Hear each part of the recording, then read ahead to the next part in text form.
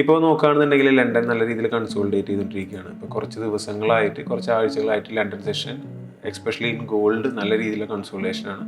അപ്പോൾ ഈ London സെഷനിലുള്ള entries ഒക്കെ പരമാവധി ഒഴിവാക്കുന്നതായിരിക്കും നല്ലത്.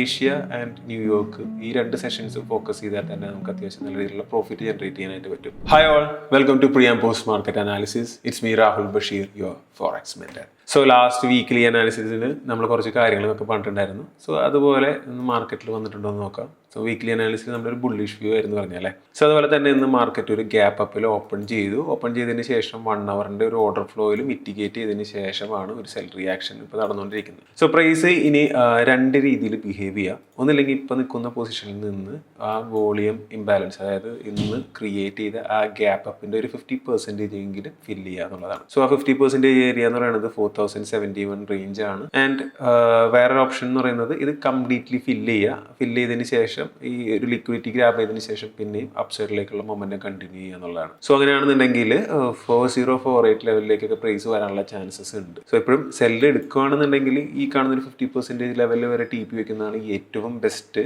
സോ ഇത് ക്രിയേറ്റ് ചെയ്ത ഫുൾ ആയിട്ടുള്ള ഗ്യാപ്പ് ഫില്ല് ചെയ്യുമെന്ന് നമുക്ക് ജഡ്ജ് ചെയ്യാനായിട്ട് പറ്റില്ല. Better to book 50%. ആൻഡ് ഈ ഒരു ഏരിയ എത്തിക്കഴിഞ്ഞാൽ വേണമെന്നുണ്ടെങ്കിൽ നമുക്ക് ബൈ തന്നെ ഫോക്കസ് ചെയ്യാം.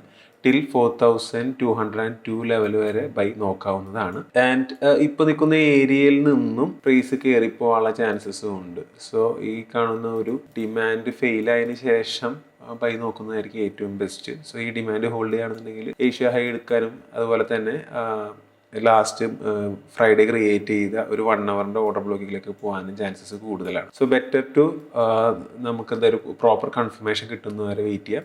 ഇപ്പോൾ നോക്കുകയാണെന്നുണ്ടെങ്കിൽ ലണ്ടൻ നല്ല രീതിയിൽ കൺസോളിഡേറ്റ് ചെയ്തുകൊണ്ടിരിക്കുകയാണ്. ഇപ്പോൾ കുറച്ച് ദിവസങ്ങളായിട്ട് കുറച്ച് ആഴ്ചകളായിട്ട് London session especially in gold നല്ല രീതിയിലുള്ള കൺസോളിഡേഷനാണ്. അപ്പോൾ ഈ ലണ്ടൻ സെഷനിലുള്ള എൻട്രീസ് ഒക്കെ പരമാവധി ഒഴിവാക്കുന്നതായിരിക്കും നല്ലത്. ഏഷ്യ ആൻഡ് ന്യൂയോർക്ക് ഈ രണ്ട് സെഷൻസ് ഫോക്കസ് ചെയ്താൽ തന്നെ നമുക്ക് അത്യാവശ്യം നല്ല രീതിയിലുള്ള പ്രോഫിറ്റ് ജനറേറ്റ് ചെയ്യാനായിട്ട് പറ്റും. So that's it my view on gold. And നമുക്ക് യൂറോ യൂസിലേക്ക് പോവാം.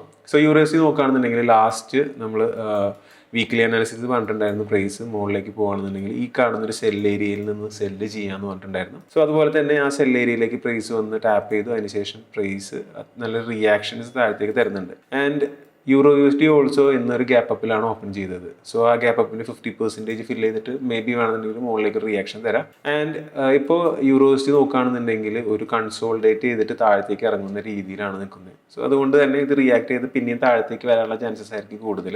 ആൻഡ് നിങ്ങൾക്ക് ഈ കാണുന്ന 1.12943 ലെവൽ വരെ സെല്ല് ടാർഗറ്റ് ചെയ്യാവുന്നതാണ്. സോ ഫസ്റ്റ് എപ്പോഴും ഈ കാണുന്ന ഇന്നലെ അതായത് ഫ്രൈഡേ ക്രിയേറ്റ് ചെയ്ത ക്യാൻഡിൻ്റെ ലോ തന്നെ ഒരു ഫസ്റ്റ് TP ആയിട്ട് വെക്കുന്നതായിരിക്കും ഏറ്റവും ബെസ്റ്റ്. സോ കാരണം ഒരു കൺസോളിഡേറ്റ് ചെയ്തിട്ടാണ് പ്രൈസ് മൂവ് ചെയ്യുന്നത് കൊണ്ട് തന്നെ നമ്മളിപ്പോൾ ഒരു ട്രേഡ് എടുത്തു കഴിഞ്ഞാൽ അത് ബ്രേക്ക് ഈവൻ ഹിറ്റ് ആവാനുള്ള ചാൻസസ് കൂടുതൽ. അതുകൊണ്ട് തന്നെ നിയറസ്റ്റ് ആയിട്ടുള്ള ഏരിയയിൽ TP ബുക്ക് ചെയ്ത് ബ്രേക്ക് ചെയ്യാൻ വെക്കുന്നതായിരിക്കും നല്ലത്. ഒരു സ്മോൾ ക്വാണ്ടിറ്റി മാത്രം ലോങ് ടൈമിലേക്ക് ഹോൾഡ് ചെയ്യാനായിട്ട് വെക്കാം. ആൻഡ് ഒരു മെജോറിറ്റി ആയി വരുന്ന ക്വാണ്ടിറ്റി എല്ലാം റീസെൻ്റ് ആയിട്ടുള്ള TPയിൽ ബുക്ക് ചെയ്യുന്നതാണ് ഇത്തരത്തിലുള്ള മാർക്കറ്റിൽ നല്ലത്.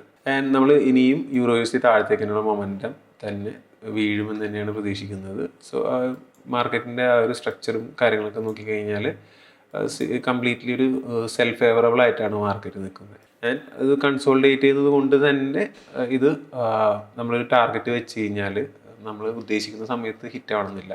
സോ അതുകൊണ്ട് തന്നെ പാർഷ്യൽസ് ബുക്ക് ചെയ്യുക. ആൻഡ് സെൽ സൈഡിലേക്കുള്ള വ്യൂ യൂറോ USD നിങ്ങൾക്ക് നോക്കാവുന്നതാണ്. ആൻഡ് ഗോൾഡിൽ ഞാൻ ഈ പറഞ്ഞ പോലെ തന്നെ ഒരു ഗ്യാപ്പ് ഫില്ല് ചെയ്ത് കഴിഞ്ഞാൽ ബൈ നോക്കുന്നത് ബെറ്റർ ആയിരിക്കും. And that's it my view on gold and euro USD. So ഇതിൻ്റെ ഒരു അപ്ഡേറ്റഡ് വീഡിയോ ആയിട്ട് നമുക്ക് നാളെ വീണ്ടും കാണാം. Thank you so much for watching. Have A nice day.